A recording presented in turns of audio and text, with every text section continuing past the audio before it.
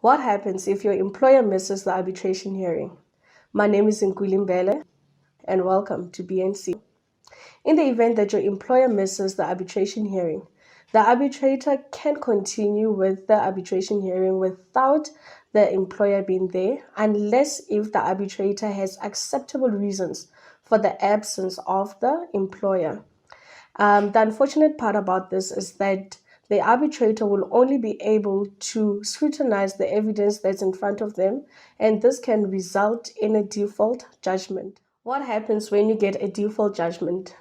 What the employer can do is apply for rescission, and good people be advised that this is a very delicate process to be done. So I advise that you get an expert to help you in this regard, because there are strict deadlines to this application.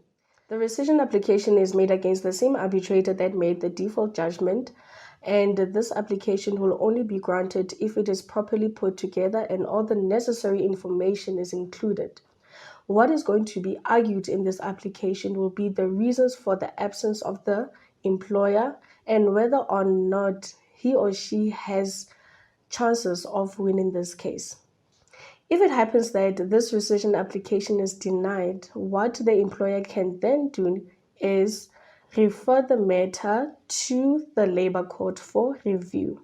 What will happen when this matter has now been taken to the court? The court will be asked to put the default judgment and the application for rescission aside, based on the fact that either the arbitrator has committed misconduct in relation to the proceedings, he or she has committed gross irregularity in the procession of the arbitration hearing, he or she has exceeded their powers, and lastly, that the award was done improperly.